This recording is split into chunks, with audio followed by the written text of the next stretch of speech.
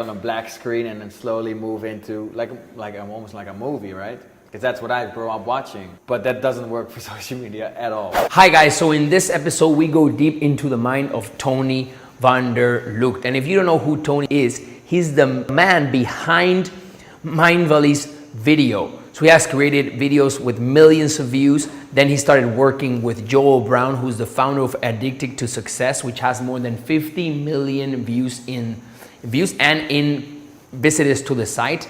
And also he has been working with the likes of the ex-founder of Elite Daily, which was called, his name was Gerard Adams, and which actually sold his company for $50 million. So he has worked with these influencers, travel across the world. He was also traveling with Jay Shetty's team. And in this episode, literally you will learn how to deconstruct virality. So how actually how the recommendations, how you can actually make your videos go viral. Also, what are the things, if you're starting out, what are the things that you need to do? There are 3 things that literally you can do with under 100 US budget. You can actually get your videos, get traffic, get virality really, really easily. And he will also take us through the biggest myths that we actually think that there are myths, there are lies actually preventing us for going into video and also making video really successful. So I can't wait for you to watch this episode. So we're here with Tony. He's a great friend of mine, and I just have some really cool questions to ask him because I've been following his journey, and I think that everyone can really benefit. Man, Tony. Thank you very much. Thank you for coming, man. Yeah, let's go. So my first question is, how did you got into video? You know, I mean, I know that now you travel the world with like influencers, celebrities. You work with the biggest brands in the planet, like, you know, Mindvalley, Joel Brown from Addicted to Success, and all these stories that you will tell us. But like, how did you get started into like making videos, man? Right. Well, you know, it's funny, like I'm almost standing behind the camera over there, so it's kind of weird to be in front of it, is that? But I think when I started making videos, like it was back in the Netherlands, that's where I'm from, really kind of by accident. I had a friend, a really good friend of mine, he used to be a rapper, musician, and he made a song. And I mean, he was really happy with the song, and one time he was at home with me, and he saw that I just got like a camera. It was a pretty cheap one, and I was there, and then he came up with the idea, like, why don't we make a music video from this song? And I thought, yeah, that could be cool. And but I mean, like, I never held a camera before, and plus the only reason he asked me, because I guess I was the only friend he had that had a camera to begin with.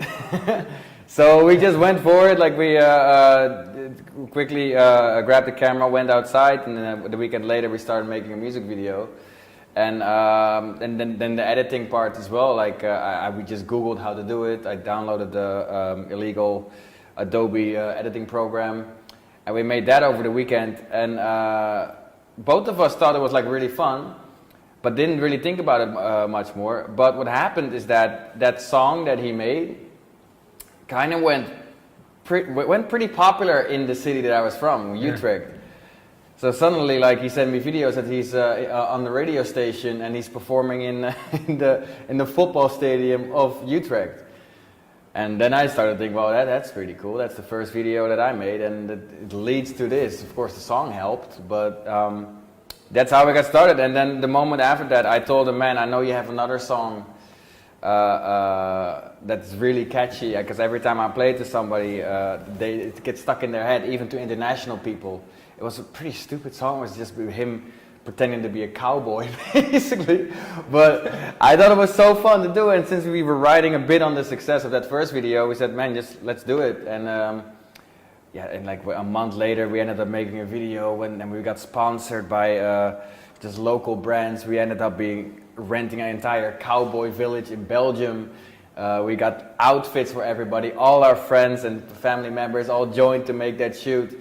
Of course, I didn't earn anything from it. He didn't earn anything from it. But we also didn't spend anything on it. But it was just so fun, and we made that whole video, and the result was exactly the same. He ended up performing on the radio, and yeah, kind of went from there, actually. So what you're saying is that in your first videos, you were actually already putting people on like stages and like getting the yeah. Yeah, I guess so. Yeah, by accident. Like we didn't know what we were doing, but it was just a lot of fun. And if that's the result, then I guess we're doing something, right? So yeah. And like let's say fast forward now. I remember when you called me and we were like, you called me in WhatsApp and we're like, dude, we have to catch up. And then you're like, yeah, man, I'm going to Greece and everything is paid and I'm filming these travel influencers. And then I'm like, what? Yeah, it was crazy. So take us through like the story of that. And then you were in LA.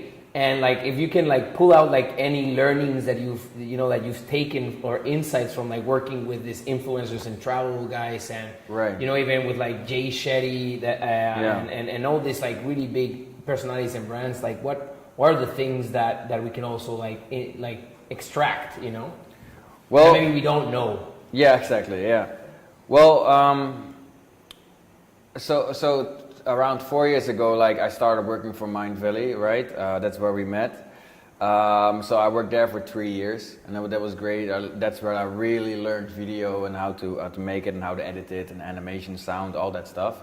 Because as I said before with the music videos, we were just figuring things out on the go. But that's where I really learned it. And so after 3 years working there, like it was the best 3 years of my life, I decided to go on my own way.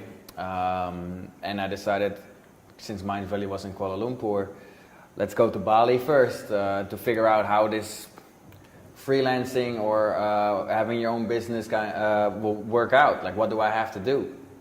Because I had no clue before, of course. I never really started something like that. And kicked off pretty fast. I ended up working for an event for Jill Brown from Addicted to Success for 4 days. And I started making daily vlogs for that event.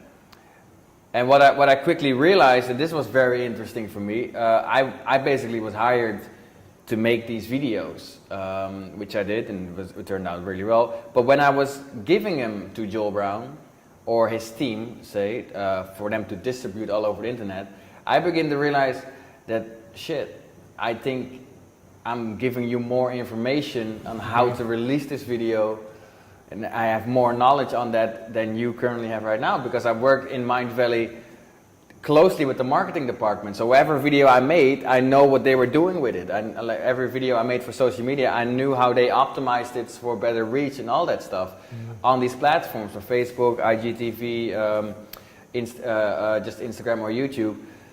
So I noticed I'm actually advising them right now what they should do with the video I just created. So that kind of gave me an eye-opener that maybe I know more than I realize.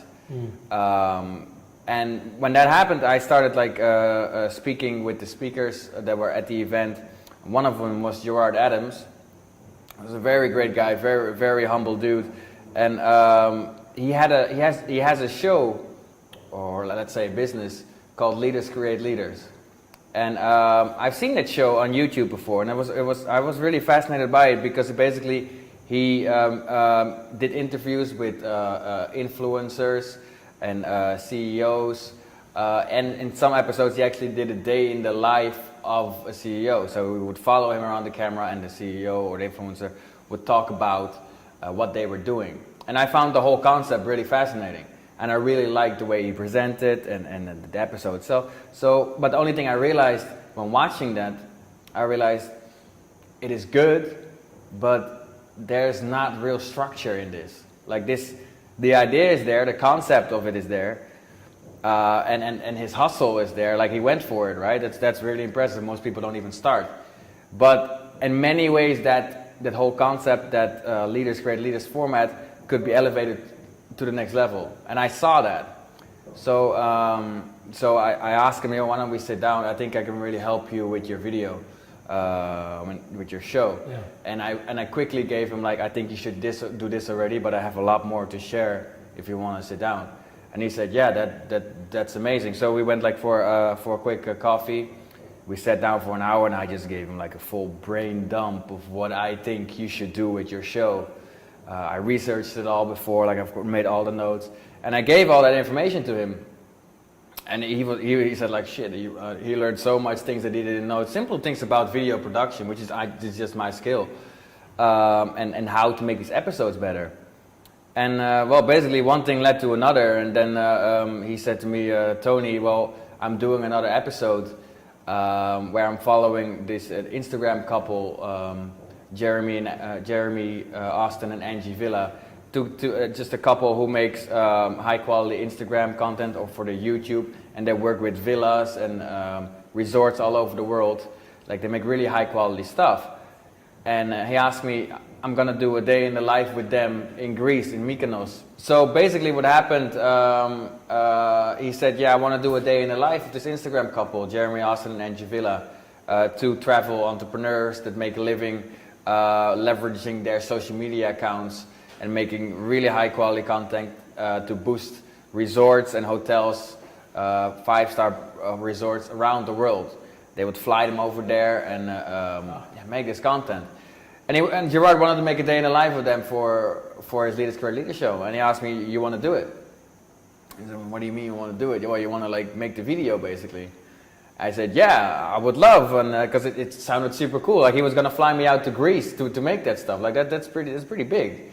So I did. In my mind, I was really nervous because I also realized I think we're underestimating the fact that this is actually a quite high quality production here. And I'm the only one going. So yeah, I was there and we filmed for 3 days. I filmed everything with just one camera.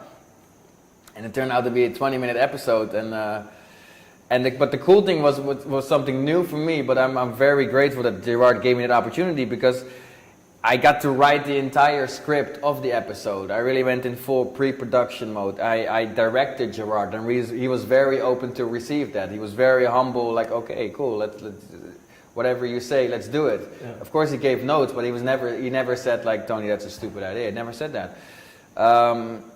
So yeah, I really felt in control of the whole video. And yeah, we did it for 3 days at an amazing time. And Jeremy and Angie were also was really, really great people. And it really gave me a new insight in how these Instagram influencers really work. And it's hard work what they do, which really is an eye-opener for me. So yeah, we did that, and then I went back home, started editing the video, and you put it up on YouTube. And like I'm really happy because it had like 51,000 views, which was like more than triple what any other episode of Leaders Create Leaders has. Yeah, so I was really happy with that. And what were some of the things that you said that influenced, like you learned and that influenced, or you said that were really hard? What were those like insights that you got into that?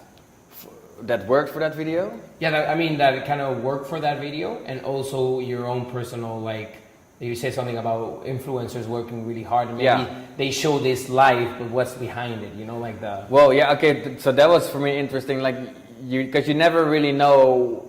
When you think of like an Instagram travel couple, what you see on Instagram, like yes, people understand the pictures and the videos are high quality, but you also keep looking at, man, they're living it up. Yeah, you're sitting in a nice villa, and you just take photos, and that's it. But when I saw Jeremy and Angie work, like it was insane. In one day, they had to switch hotel rooms 3 times because one hotel room had an amazing pool, and then another hotel room had another pool, and then they had the diamond villa basically. And in there, they really worked from sunset to sundown, because even at sunset, it's the best light, and when the sun goes down, also the best light. And they were creating drone shots, like with their cameras. They were really, really busy. So, and afterwards, they have to edit those photos and videos. Even though the videos, of course, were not like really fancy transitions or something like that. It wasn't like high quality, but still, there's work in that. And at the same time, they were managing their social media accounts. So they really had to set time apart of the day to really post a new photo and interact with their audience. And I really begin to realize, man, these guys are constantly on with their brain. It is a proper job what these guys are doing, let alone the fact that they have to travel everywhere. Yeah. Again, which is awesome. You're sitting in a 5-star hotel in Greece, and next week you're going to somewhere else. It's amazing, but it also can take a toll on you, of course, with all the traveling. So that was something really big. But one thing, definitely what I learned from working with Joel and then Gerard Adams later, and even in Mind Valley, that people really underestimate the pre-production stage of it, and that I get that. Pre-production, production. Yes. And then post-production. And then post-production. Which is the so editing. pre-production is basically the planning, Yes. the scripting, the preparing, the whole set, Yes. like the whole story, right? Yes. And what do you think are, so you said that the, kind of like the biggest thing that you learn is that people underestimate the pre-production. And like just to put it clear, right? Like, for example, Mindvalley is the biggest personal growth company in the world, right? Like it's really big. Like there's I have like 5 million students. Everything is in video. Gerard Adams, he was the founder of Elite Daily. Like he sold his company for a lot of millions. And Joel Brown is also like a personal growth legend. He has like the Addicted to Success blog, which is like 50 million views. Like Tony is really humble, but like this is the type of people that you're like working for and helping and also learning, right? So, and what you said is, so let's go deeper into you said that people underestimate like the pre-production. So let's say what are the top 3 kind of recommendations that you would do to like a top influencer or a brand in regards to fix that, right? If that's the main like mistake that even brands at that level do. Yeah. Well, the mistake that I think a lot of these, what I see constantly is, look, when you see a video online, people want that. And what they think is, okay, I need a camera person and let's go. And yeah, maybe you end up with something. I'm not saying it never works. Sometimes you end up with something good. But 9 times out of 10, the whole structure is missing. Or even say you're making a video for a meditation teacher. The guy obviously knows meditation. So he will say like, okay, no, I'm gonna go my whole training, just let the camera roll, I'll do it. And you turn the camera on and you basically end up with like a 60 minute type footage when you only need 3 minutes. Like, you understand? Because they think, what I would always say, like somebody with a lot of knowledge doesn't necessarily mean that you're a great teacher. And especially when you're talking on camera, like there's a certain, you can't talk forever. People will get distracted, people will walk away. So you kind of need to script that.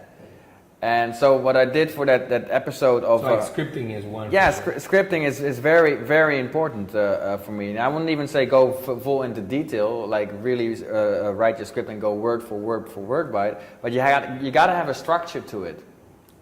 So just a really quick example, for that Gerard Adams video I made for Elite's Great Leaders, I made sure I told Gerard, look, this is how the episode looked like. You got to have an intro. You got to tell in that intro, where are we? We are in Mykonos. You got to tell that. You got to tell who are Jeremy and Angie, that they are Instagram influencers. And you got to tell that we're going to see them right now, because that was my story. We're in Mykonos, we're going to go see them, we're going to walk with them a day in the life, and we're going to end the video, what were the key learnings. So that I scripted, like this is your intro, now we're going to follow the day in the life. I kind of know what we're doing, because Jeremy told me, we're going to go to this villa, we're going to take photos there, we're going to go on sunset, we're going to be over there, we're going to take photos there and film there, and then we're going to go into town. Like, I knew that. So I could base my story around those locations. And when we had that done, I told Gerard, okay, now you need to close the episode.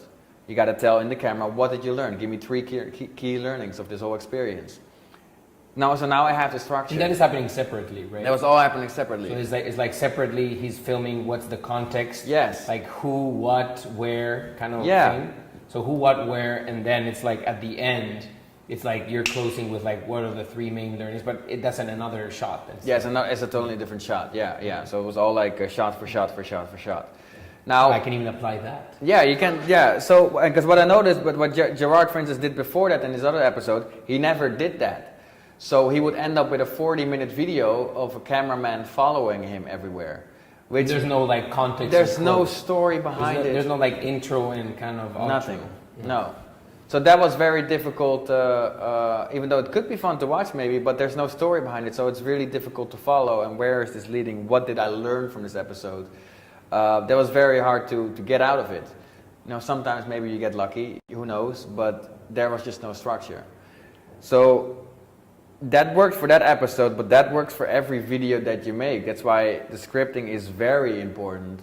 You got to have a structure on how to create a video. Once you have the structure, everything just goes a lot faster. Wow.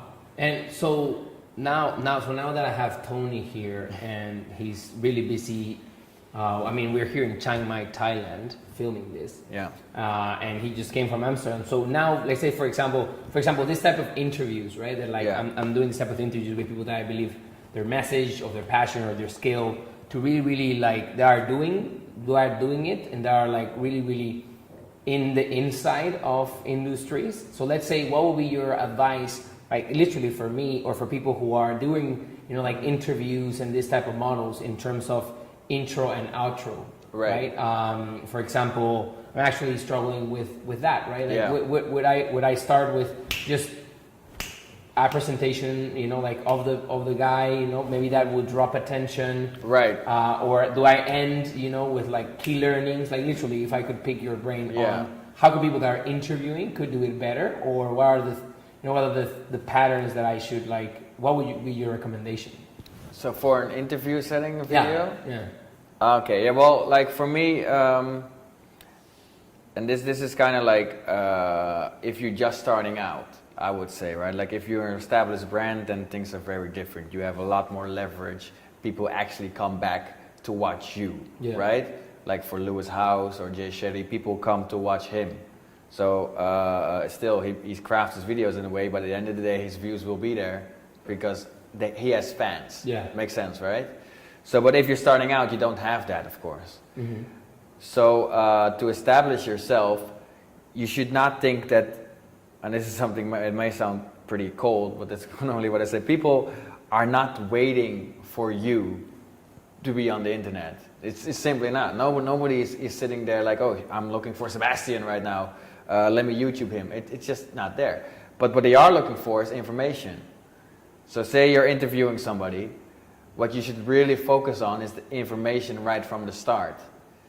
Don't go into deep like who you are, Sebastian, like all this stuff. Boom, this is it. Start this. Yeah. Like, key learning. Boom. The key learnings, and Like, that will work. What do I want, kind of? Exactly. What am I getting out of this? Because you got to understand, you're a YouTube expert, so people are YouTubing questions. You know, how do I become a better speaker? For instance, that's something they are YouTubing. So if you know that and you wanna give that answer, you have a speaking expert. You film that and you go right into that. So don't do the whole circle. Hey guys, welcome here. We are talking about with the best speaker in the world. He's gonna explain to us from speaking. Let me tell you about myself a little bit. Like I'm from, you know, nobody cares. It's kind of really cold. You go there. No, but it's good. You go directly to the meat. Right? Yeah. So I was giving a presentation earlier, right? And then I was telling about that even for making videos for your online brand or putting it on YouTube. That for me is key. You know, understand what are people looking for.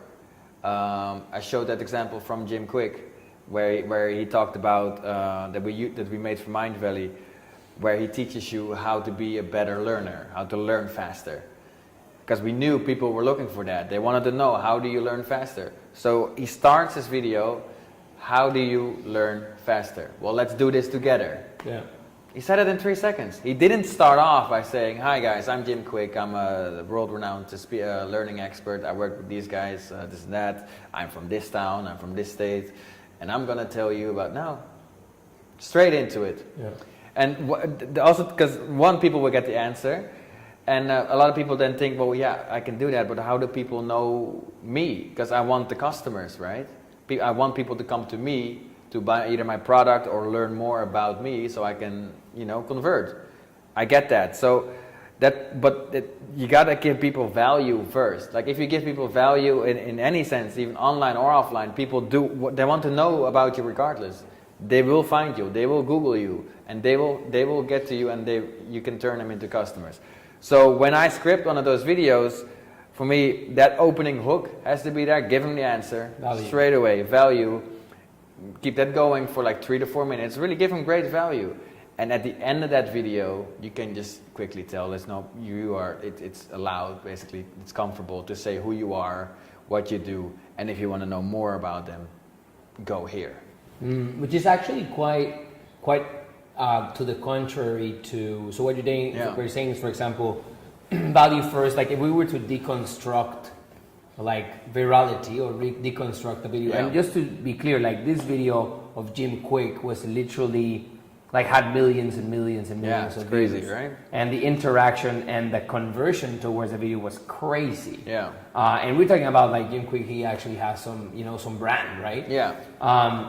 So if we were to like, even in an interview, we were to deconstruct, it will be like, let's say first 3 to 5, let's say first 3 or 4 minutes could be like value first. Yeah. So it could be literally either the person being interviewed, like, let's say it could be even this segment, right? Like, how do you deconstruct the video? And then boom, your answer, da da da da.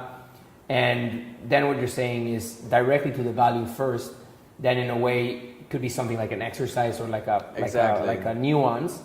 And then at the end, you will kind of share either your background in terms of your background or that. Where you're from. Which is actually to the contrary of what normally people say that, because it's kind of, there's 2 schools of thought, right? Yeah. One is that one, and yeah, like I completely agree. And then the other one is say your story first so that people connect with you. But I think that one is more on stage, right? Yeah. And more with people. And in video, people just want the answer, and then they kind of, you see that? Because if you're on stage, people are sitting there, and at the end of the day, I wouldn't say they're stuck, but they're not gonna run out the room. They're specifically there to see you anyways. Yeah. They're there to see you.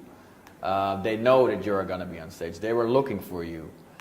But when you're on video, people are looking for answers. They're not, when you're starting out, they're not looking for you. Now, I'm not saying, like, especially if you do an interview, of course you can say really quick, for your case, hi, my name is Sebastian, and today I'm sitting with Tony, and we're going to talk about video. Tony, I wanted to go into how do you, and then you talk. That's, of course, that's allowed, because you are doing an interview at the end of the day. Like, a little bit of introduction is okay. But I wouldn't spend time saying, hi, my name is Sebastian, today we're talking with Tony about how to create videos. Tony, how are you doing? How was your flight? Okay. You know, that's... So it's something like, hi, my name is Sebastian, and we're sitting here with Tony, and he would just take us through how to make, better videos. Yeah. And how to make... and what we are learning here today is talking about how to create better videos. Let us go straight into it. Afterwards, we can ask any, whatever. Yeah. And for example, what would you say that, you told me that you were also in LA, and you were with like, you went to like this with office, and you were like with this Travis, and you were like all around. What are, because you told me a lot about analytics and seeing competitors, right? What are some nuances there that you've actually gained? On how to create these videos? Yes. For those virality videos. Yeah. Yeah, so that's what I've been doing lately. The last few months, I got a lot more knowledge on how to create viral, inspirational videos. And I would say inspirational because that's just my niche. But I would say this kind of applies for a lot of different businesses. You can apply it anywhere. And one of the things I learned is that the videos that I made they went viral on Facebook and Instagram. So they were not necessarily made for search, meaning people were not looking for these videos. These videos I made will pop up in the feed, and the goal is for you to stop scrolling down and watch the video. Mm-hmm. That makes sense, right? Mm-hmm. It's a different format than actually, because these videos wouldn't necessarily work on YouTube. Mm-hmm. It was just not made for that, and it's not really searchable. So what I learned that I always make sure that those videos I make are around 3 minutes long. I wouldn't say it's a hard deadline, like you can go maybe 3:30 or something, but 3 minutes, that's really like the goal I'm aiming for. And how to make those videos relatable and shareable is again the same thing. The first 3 seconds has to be so good that it will make you stop. It has to be good, controversial, relatable, anything that will make you stop. So that's why, like, and what we noticed is that 9 times out of 10, when I make a video for these influencers, really was for Juan Pablo or now I work with this poet from LA. The thumbnail, the first even the first frame of the video, because normally I don't make thumbnails for this, I just have it in the first frame, will always be a face. Like it can be a face of the speaker itself. That will be the best actually. Otherwise I use stock footage, like I get it from online. But we turn out like a face of like an emotional face or a relatable face of a person is actually way, people just tend to relate to that a lot more than seeing like a drone shot or seeing like a phone on screen. A face is more relatable, and then if I add like a text on it, say something like this will change your life. You see what that question that arouses curiosity in a way, because I'm not saying what it is, but this does, and I see a face attached to it, like okay, this guy's gonna say something. That already will work, for instance, and will make me stop. Like at least will like watch me the first 3 seconds. So that was key for me. Like I like to make used to make like videos that were really cinematic, right? And I love to start with the beautiful drone shot and let the music fade in, or start on a black screen and then slowly move into like almost like a movie, right? Because that's what I grew up watching. Yeah. But that doesn't work for social media at all. Like every time, I used to make really nice videos, and I would start with the fade into black and just go straight into the video. Yeah, I mean that's already a failed video right there. So basically, what you're saying is, go. Of course, like you can go straight. The 3 seconds, the first 3 seconds is super freaking important. Yeah. Go straight into like face, which it could be like a cognitive. I mean, it is a cognitive bias. Yeah. To see a face and you relate, right? And the first 3 seconds can also be, so that's the thumbnail, like even the thumbnail or the video itself, like first face, frames, so that you kind of get like hooked. And also like the video itself has to be, or the first 3 seconds have to be something controversial or relatable. Anything else? Makes you question. Something that makes you question. Yeah. Something that teaches you something also? Yeah, exactly, that teaches something. But I wouldn't necessarily give the answer in the first seconds, because that's hard. But say making a video about finances. You know, people have to do their taxes. A lot of people don't know how to do it. It's not something people wanna get involved with as well. They just want to know the answer. So a good title for a finance video could be, "This is how you do your taxes in 2020." I would stop, you know, because that's what I want to know. I'm scrolling. This is how you do your taxes in 2020. Okay, cool. Don't give me like difficult things to say. No, this is how you do it. Let's go. Does that make sense? Yeah.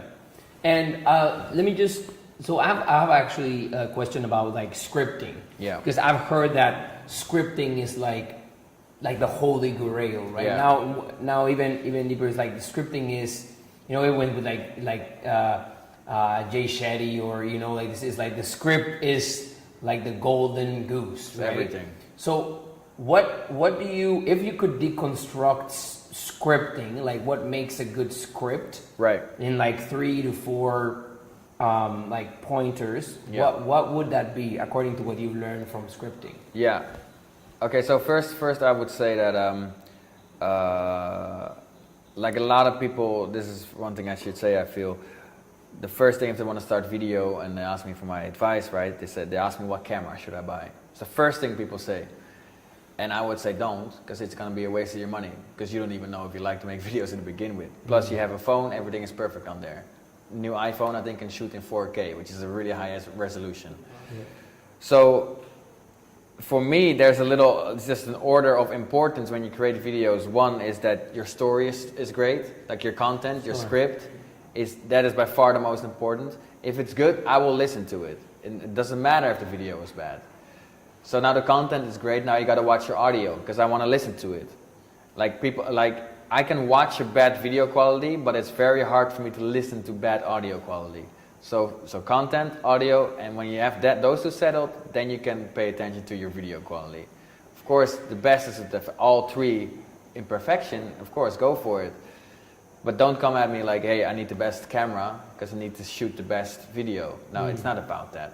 Like I watch Skype interviews sometimes, you know, or like people give a tutorial on Skype or Loom recordings. Yeah. And I watch it because the content is good, right? Yeah. You don't really care that it's not shot in like the most fancy location. It's about the content, script, what is he talking about?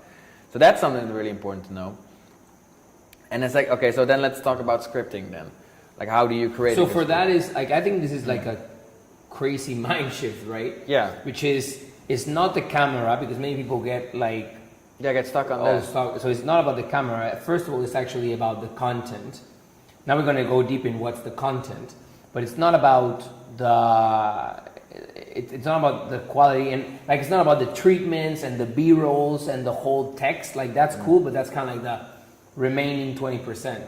It's about what you're saying. It's about the content, and it's about the audio, because if you cannot hear it, then it could be amazing, but done, right? Yeah. And then at the end, it's like about the treatments and the B-rolls and all of that. Of course, if you have those three, perfection. Then perfection. And so we go deeper. If we go deeper into the content, what are like the 3 pointers that you can like? Yeah. So I would always so this would apply to 3 to 4 minute videos, right? Okay. Like I'm not applying this to like that episode I made with Gerard Adams, because it's very different in a way. This is for marketing 3 minute videos, viral content. First, you got to know what are you going to talk about, and keep it simple. Keep it to one point. If you're going to talk about you're a YouTube expert, right? You talk about YouTube. Don't think I should tell them everything I know in this one video. Like, it will be crazy. Just find that one point that might be interesting. How do you create your best title for your video? That's an interesting. That's worth one video. So you write down that script, keep it as simple. And I always tell people, like, write it out and treat everybody like they're the dumbest people in the world. Just write it very simple so people can understand. Then when you have that, I would say then maybe you should focus on your intro. So don't even start doing that at the beginning, because first get your story straight. If you have your story straight, then think about your intro. What is a catchy title? What are your first 3 seconds? The most important thing, right? So if we're talking about YouTube, what is the best title? A good intro could be, you want to know how to write the best title for YouTube? Well, this is how you do it. Now here comes your story. That makes sense so far, right? Yeah. And then of course you got to have like a closing, which is a call to action. Like this is of course applies some copy on everything. But yeah, this is very important. Also, you don't have to go crazy. Don't come over as salesy or anything. We'll just tell them, look, this is what I offered you. Like, this is the free content. Hope it helped. If you want to know more, which a lot of people might, you can go here. Also, don't give them 10 options. Give them one option. Tell them, subscribe to my YouTube channel, or go to my website and here's a course I do. But I wouldn't say like, subscribe to my YouTube channel, find me on here to grab my course. I also do speaking, maybe you want to do that. Don't make it too complicated. Just go for one. And then if you have that story straight, what I would do is I would read your story, and I would write it down word for word, exactly what you're saying. And write it down. Yeah, fully write it down and just learn it. Read it 3 times. And then and the next step for me, that depends on person to person. Like Jay Shetty is a person I heard he really wants to stick to a script. He needs to see the script in front of him and needs to read it. Vision, which I worked with, he is the opposite of that. He needs to know the story, but you got to give him bullet points, and he will tell it in his way. It's not like he will divert a little bit, but he will stay in the boundaries of the script. Yeah. So that's person to person. Yeah. So. But the way I always say, like, you write your script, learn it, write bullet points, then go and stand in front of the camera and speak. Yeah. Don't do exactly the script, because you got to say it in your own words, your own flow, of course. But that's why the bullet points really help. But again, sometimes people really want the script to read word for word, and that works for them. So it's a choice you got to make. But I would say learn your content, then flow in your own way on camera. And I think that's what you're saying is it sounds so simple, but I see many people like don't do it, right? For example, don't have 50 subjects, right? Like don't say, I will teach you to do X, Y, C, It's like, keep it focused. Like one purpose per video, right? Super simple that everyone can understand, right? Like that we're like 5 years old. And go directly into it. And what I really like about like what you said about scripting is that you script it all, you write it down, right? Of course, you understand how the person flows more, but you do write it down. You learn it, and then kind of you forget about it, and you kind of go. Yeah. Or you're going all the way, not focusing in one objective. Exactly. And then at the end, of course, like check me in my Facebook and my Instagram, call my mom, visit me in my house. You know what I mean? Yeah. So why do you think people do that? Well, why is the intention behind the mistake? Because it's about passion. Like, I'm passionate about videos. If you ask me something about videos, I can speak for hours. You know, I know all the things I know. Like the same with you. You know a lot about SEO and YouTube. That's your passion. So if I ask you something about it, chances are you can just keep going. You keep going because you like it. You enjoy talking about it. And for me, as a listener, sitting right there next to you, then it is interesting, because I'm right there with you. When you're talking, I can interrupt you and I can ask you a deeper question. I mean, like if you're like live, like person to person. Yeah, person to person. But when it's on video, that option is not there. There's nobody telling you, giving you another question like, hey, can you talk a bit more about this? Can you talk a bit more about that? Which will make there's no interaction possible. So that's why even if I would ask you, can you tell me something about how to best optimize your video? Where do I find hashtags? You might say, yeah, I can tell you right now. Let me go into it. But again, like on camera, you gotta keep it structured. People a lot of think that I know the answer. I don't need to write it down because I know it. It's in my head. Everything is there. But because it's not structured in your head, you just do a brain dump on camera. So you end up with 30 minutes. The content might be great, but again, you're going all over the place because you're passionate about it. You want to share everything that you know. You can go super deep. But I'm lost as a viewer, and that's the difference. When people are passionate about something, there. And nobody is going to be able, if you're going to talk on video, nobody's going to be able to ask you any questions. Nobody's going to be able to stop you.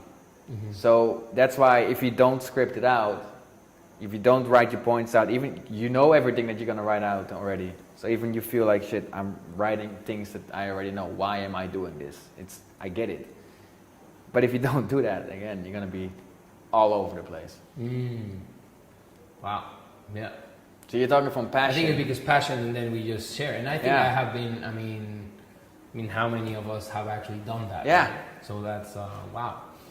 And so let's say that. So I think I have two questions.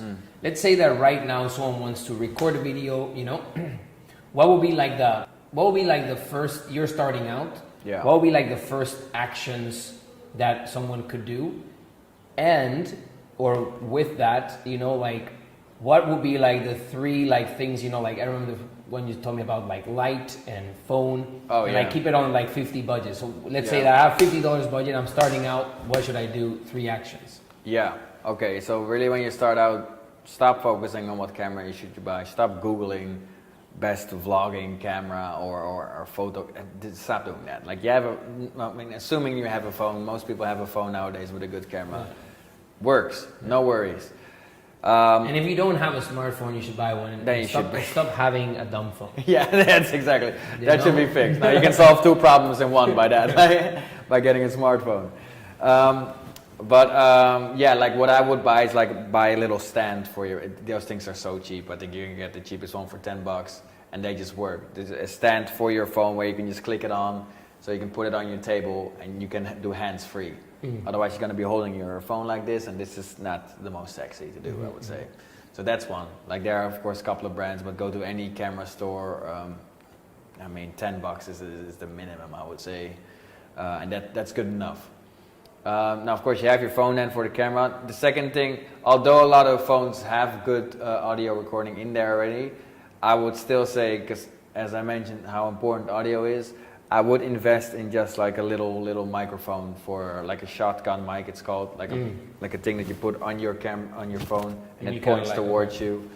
That will enhance your audio quality. Those are the only 3 things I would focus on. Oh, and of course lighting. Lighting is quite important. Lighting is something you don't really think about that much when you start shooting video. But you'll realize if you don't have good lighting, then the video quality is pretty shitty. You will see it pretty fast. So you can solve that by going outside and film if there's good sun out there, but that of course means you cannot control it. Maybe there's a cloud coming towards the sun, or maybe you're at night, maybe you're in a very dark in the winter season. It's very hard to control. So you can buy like a ring light. Again, it's very cheap. The cheapest maybe you can get for like $50, but you can just plug in.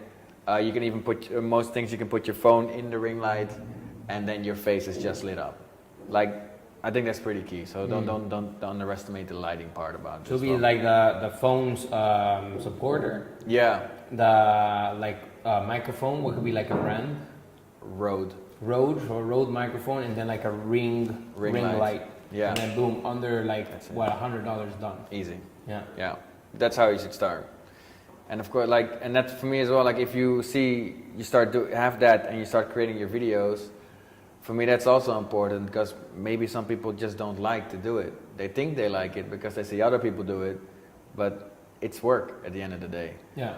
So if you start with that, you'll quickly find out, is this something I want to pursue? And if this is something that you do want to pursue, then slowly level up. Maybe it's time to get a proper camera then. So you get that, and then you test. It's like you're not gonna start with the best golf club. No, exactly. You know? And then if you really want it, then you kind of invest more and more and more and more. Yeah, actually, I think. And even if you do have the money to spend it from the start, maybe that's not an issue for you. I still wouldn't do it, because buying a camera means you got to learn how that camera works as well. It's not something that you can just figure out on the spot. A phone normally does. And so the last question is, so where did you see this whole, digital storytelling, content creation, influencers, video, where do you bet that is gonna go, and how is, we call it your big kahuna, which is your main, like your big thing, that if you accomplish, you will go next level. But taking into consideration, where is this going? Like, what will be yours personally, and where you see the trend going? Well, I think that video is going to be more and more important. You can see it on all those social media platforms that are out right now. Instagram is really promoting IGTV, which is video related. YouTube is still growing. You get new apps coming along like TikTok, stuff which is all video related. So yes, video for sure is just gonna grow and grow and grow and grow. And I think more and more people are gonna start using it. I think that we are gonna reach a point though where people are getting tired of content that is not interesting. There's a lot of people just shoot, like their dog waking up or their breakfast. I think that will stop at one point. It's just not, you're not doing anybody a favor basically. Like unless you're like a big influencer, and yes, it will be interesting for the audience. But I think that will kind of stop. I think people are starting creating more content that is actually of value now. The fun part of just shooting a video because you can slowly dies down. Yeah. And another thing I will think people will do is that I think more and more people are able to shoot videos for themselves. That there's no need to hire somebody anymore to shoot videos for them. Yeah. Because people, again, their phones are getting better and better. Like the quality on recording is all gonna get better and better. So people are gonna be able to shoot for themselves. So I would say that will take my job away. That kind of sucks in a way. But I think my role, or other videographers or creators, their role is more like, yes, the story part of it, and the editing part, that's also a next level. Yeah. Like the scripting, the production, the who, what, where kind of context, and then, which is basically what you were saying. Yeah. Right? The context before the kind of like the scripting and really how to is do it kind of like more like the strategic direction and the creativity of it? Exactly. Because I do think that people are gonna shoot more on their own videos. And that's going to be cheaper and cheaper and cheaper to create a video. Yeah. Cool. So the last question before you thought this was over, the surprise question is, so let's say that right now you're in a stage of 100,000 people, and everyone is waiting for Tony's last message, right? Or like this Tony's 10 words, right? Could be one word, could be from 1 to 10 words. What will you say to them, right? And yeah, they could be video people, it could be whatever. What will you say to them, like live, right then and then? I would say, stop asking me what camera you should buy and just start filming. Good. That's what I would do.